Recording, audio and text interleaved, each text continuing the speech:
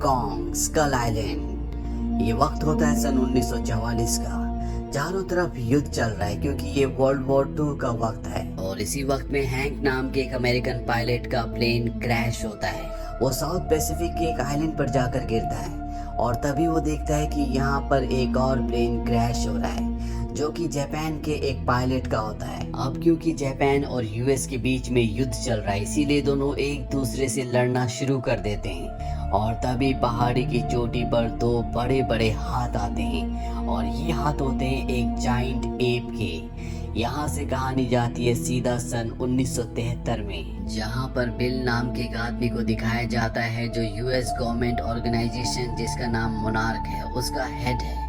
वो सेनेटर के पास जाता है और उन्हें एक आइलैंड का मैप दिखाता है। बिल कहता है कि इस आइलैंड के बारे में दुनिया के किसी भी देश को नहीं पता, सिर्फ पौराणिक कथाओं में इसका जिक्र है। इस आइलैंड को स्कल आइलैंड कहा जाता है। कहा जाता है कि ईश्वर ने इस जगह को अधूरा छोड़ दिया। यहाँ से जाने वाला शिप और प्लेन कभी किसी को दोबारा नहीं दिखता। ये जगह बरमुडा ट्रायंगल से भी ज्यादा खतरनाक है। सन 1954 में जब इस जगह पर न्यूक्लियर टेस्ट किए गए थे तो न्यूक्लियर टेस्ट नहीं थे बल्कि वो किसी को मारने की कोशिश कर रहे थे। और अगर इस जगह हम खोज करने के लिए जाएं तो हमें यहाँ पर बहुत कुछ मिल सकता है, पर सेनेटर इन्हें इजाजत नहीं देता। दरअसल इन्हें फंड की जरूरत है।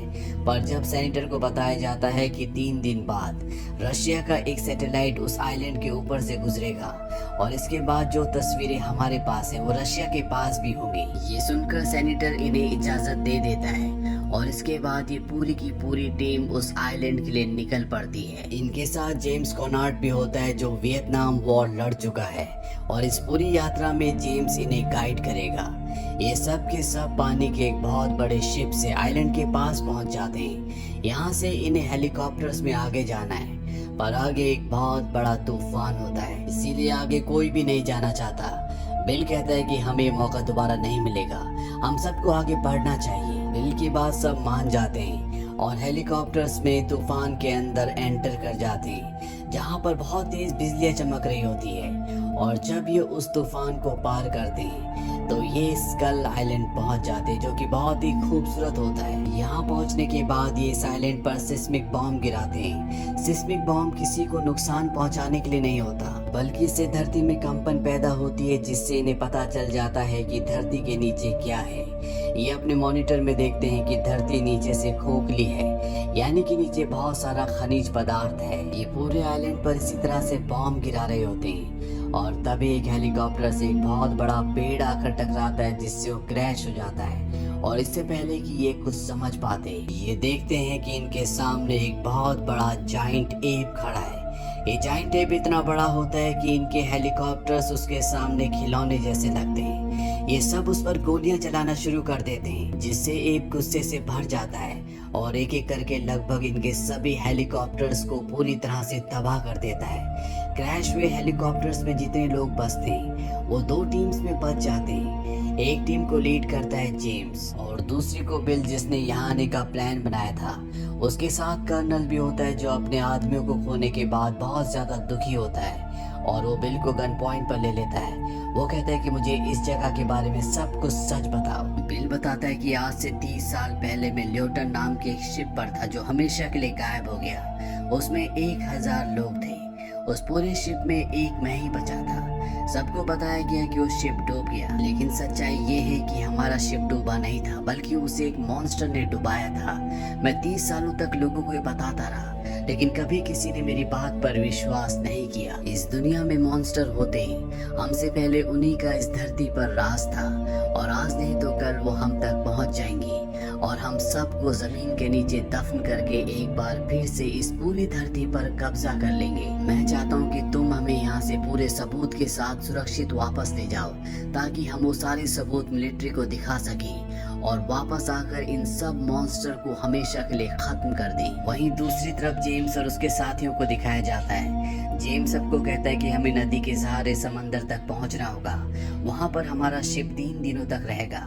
हम किसी तरह से सिग्नल भेजेंगे ताकि वो हमें यहाँ से सुरक्षित निकाल लें। और जब ये नदी के पास पहुँचते हैं तो पानी से एक बहुत बड़ा ईवी बाहर निकलता है जिसे देखकर सब के सब हैरान हो जाते हैं। जेम्स कहता है कोई गोली नहीं चलाएगा, और जब ये गोली नहीं चलाते तो ईवी इन्हें बिना कुछ कहे लौट जाता है। अभी आगे पहुंचते हैं जहाँ पर कुछ खंडर होते हैं और अगले पल बहुत सारे आदिवासी इन्हें चारों तरफ से घेर लेते हैं। ये भी उन पर गन तान देते हैं, पर इससे पहले कि ये समझ पाते कि इन्हें क्या करना है, यहाँ पर हैंक आ जाता है। हैंक वही यूएस सोल्जर है जिसका प्लेन आज से 28 साल 11 महीने पहले जब वर्ल्ड वॉर 2 चल रहा था इस आइलैंड पर क्रैश हुआ था। वो इन्हें समझाता है कि कबीले वाले इन्हें कुछ नहीं कहेंगे, और इसके बाद हैंक इन्हें कबीले वालों के गांव ले जाता है जहां पर एक बहुत पुराना शिप भी होता है। हैंक कहता है कि मेरे आने से 10 साल पहले ये शिप यहाँ पर आया था, और जब इस शिप के अंदर जाते हैं तो ये देखते हैं कि जाइंट एप जिसने इनके ऊपर हमला किया था उसकी बहुत सारी तस्वीरें हैं, और यहाँ के लोग उसकी पूजा करते हैं। इस आइलैंड पर जितने भी लोग होते हैं वो पूरी तरह से खामोश होते हैं। इन सब का हमेशा के लिए मौन व्रत होता है। यहाँ पर हैंक सबको एप के बारे में बताता है कि जिस एप ने तुम्हारे ऊपर हमला किया था उसका नाम कॉन्ग है, वो यहाँ का राजा है, वो यहाँ पर सबकी सुरक्षा करता है। जब मेरा प्लेन यहाँ पर क्रैश हुआ था तो एक जैपनीज प्लेन भी क्रैश हुआ था और उसका पायलट मेरा दोस्त बन गया था, लेकिन धरती के नीचे कुछ ऐसे जीव हैं जो छिपकलियों की तरह दिखते हैं, उन्हें मैं स्कल क्रॉलर कहता हूँ। वो मेरे जैपनीज दोस्त को खा गए। उन सभी छिपकलियों में एक छिपकली इतनी बड़ी है जो कॉन्ग के पूरे परिवार को, पूरी जाति को खा गई, और अब कॉन्ग अपनी जाति का आखिरी बचा हुआ है जो अब भी बढ़ रहा है। कहा जाता है कि अगर कॉन्ग खत्म हो गया तो विशाल स्कल क्रॉलर बाहर आ जाएगी और यहाँ इस आइलैंड पर हर एक चीज को खत्म कर देगी। ये हैंक से पूछते हैं कि कॉन्ग ने हमारे ऊपर हमला क्यों किया। हैंक इन्हें बताता है कि ये आइलैंड कॉन्ग का घर है, अगर तुम किसी के घर पर बॉम्ब ब्लास्ट करोगे तो वो तुमसे इसी तरह से पेश आएगा। साथ ही जब तुमने बॉम्ब गिराए थे तो नीचे से स्कल क्रॉलर ऊपर आ गए थे जिन सबको कॉन्ग ने खत्म कर दिया, नहीं तो तुम में से कोई भी नहीं बच पाता। ये हैंक को बताते हैं कि 3 दिनों में हमें आइलैंड के दूसरे छोर तक पहुंचना है जहां पर समंदर में हमारा शिप हमारा इंतजार कर रहा है। हैंक इन्हें कहता है कि तुम वहां 30 दिनों में भी नहीं पहुंच सकते, लेकिन मेरे पास एक बोट है जिससे हम 3 दिनों में उस जगह पहुंच सकते हैं, पर पहले हमें उसे रिपेयर करना होगा। वहीं दूसरी तरफ दिखाया जाता है जहां पर पैकर्ड बिल और उसके लोग जंगल से आगे बढ़ रहे हैं। तभी उनके ऊपर एक बहुत बड़ी मकड़ी हमला कर देती है। ये उस मकड़ी को खत्म कर देते हैं। इन्हीं का एक और साथी होता है जो दोनों टीमों से अलग हो चुका है, जिसका नाम चैपमैन है, और जब वो नदी में पानी पीने के लिए जाता है तो वो देखता है कि सामने से कॉन्ग आ रहा है। कॉन्ग उसे नहीं देखता, और जब कॉन्ग पानी पीता है तो उसके ऊपर एक बहुत बड़ा ऑक्टोपस हमला कर देता है। कॉन्ग उस ऑक्टोपस को मारकर खा जाता है और इस जगह से निकल जाता है। चैपमैन इसके बाद एक पेड़ के ऊपर बैठ जाता है, पर ये पेड़ नहीं होता बल्कि ये एक क्रिएचर है जो यहाँ से भाग जाता है क्योंकि उसके सामने स्कल क्रॉलर आ गया होता है, और ये स्कल क्रॉलर चैपमैन को खत्म कर देता है। वहीं कबीले में दिखाया जाता है जहाँ पर सब बोट को रिपेयर कर रहे हैं।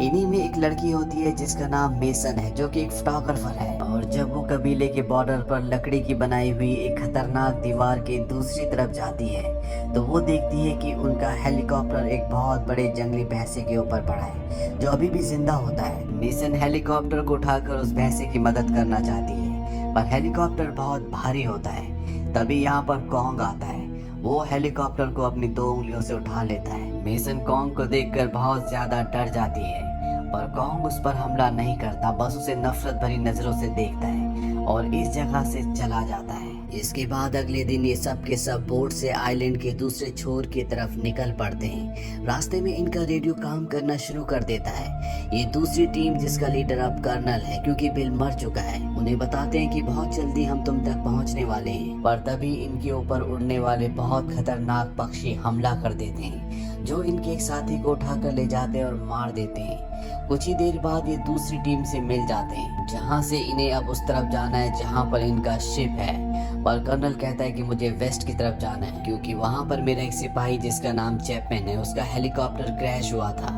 दरअसल कर्नल पैकर्ड को नहीं पता कि चैपमैन अब मारा जा चुका है। हैंक यहाँ पर सबको चेतावनी देता है कि हमें वेस्ट की तरफ नहीं जाना चाहिए क्योंकि वहाँ पर स्कल क्रॉलर है। लेकिन कर्नल पैकर्ड जेम्स को कहते हैं कि तुम्हारा काम हमें रास्ता दिखाना है, साथ ही उन लोगों को ढूंढना जो खो चुके हैं। इसीलिए जेम्स को उसकी बात माननी पड़ती है और अब सब के सब वेस्ट की तरफ जाते हैं, जहाँ पर ये सब एक कंकालों की घाटी तक पहुँचते हैं। हैंकमैन इन सब को बताता है कि ये जो कंकाल हैं ये डायनासोर्स के और कॉन्ग की फैमिली के हैं, और जब ये इस घाटी से आगे बढ़ रहे होते हैं तभी इन पर वो स्कल क्रॉलर जिसने चैपमैन को मारा था वो इन पर हमला कर देता है। साथ ही यहाँ पर उड़ने वाले पक्षी जो इनके एक साथी को नाव से उठा कर ले गए थे वो भी इनके ऊपर हमला कर देते हैं। ये सारे पक्षियों को मार देते हैं और साथ ही स्कल क्रॉलर को भी।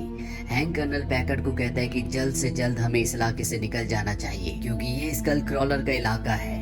पर कर्नल पैकर्ड यहाँ पर अपने साथी चैपमैन के बिना नहीं जाना चाहता। तभी जेम्स उसे चैपमैन का लॉकेट दिखाता है। वो कहता है कि ये स्कल क्रॉलर के अंदर से निकला था, यानी कि वो मारा जा चुका है, हमें वापस चलना चाहिए। लेकिन कर्नल पैकर्ड कहता है कि मैं उसके हेलीकॉप्टर तक जाना चाहता हूँ क्योंकि उसके अंदर बहुत सारे हथियार हैं जिससे हम कॉन्ग को मार सकते हैं। ये सुनकर हैंक हैरान हो जाता है। वो कहता है कि तुम कॉन्ग को नहीं मार सकते, यहाँ के लोग उसकी पूजा करते हैं, वो इस आइलैंड की रक्षा करता है। जेम्स कहता है वैसे भी चैपमैन को कॉन्ग ने नहीं मारा, उसे स्कल क्रॉलर ने मारा था, हमें खतरा स्कल क्रॉलर से है। कर्नल पैकर्ड कहता है कि मैं स्कल क्रॉलर्स को तो मारूंगा ही, साथ ही कॉन्ग को भी, क्योंकि उसने मेरे बहुत सारे सिपाहियों को मारा है। जेम्स कहता है कि अगर तुम हेलीकॉप्टर तक जाना चाहते तो जाओ, मैं बाकी लोगों के साथ बोट से शिप तक जाता हूँ ताकि हम उसे वहाँ पर रोक सकें। और इसके बाद कर्नल पैकर्ड अपने आर्मी सोल्जर्स के साथ हेलीकॉप्टर की तरफ निकल पड़ते हैं। कुछ दूर जाने के बाद इन्हें वो सारा का सारा असला बारूद हेलीकॉप्टर में मिल जाता है। वहीं दूसरी तरफ जेम्स, मेसन और बाकी के जितने भी सिविलियंस होते हैं वो सब के सब बोट की तरफ जा रहे होते हैं। जेम्स और मेसन सबको रास्ते में छोड़कर एक पहाड़ी की चोटी की तरफ निकल पड़ते हैं ताकि ये देख सकें कि इनका शिप कहाँ पर है। जब भी पहाड़ी की चोटी पर पहुंचते हैं तब तक रात हो जाती है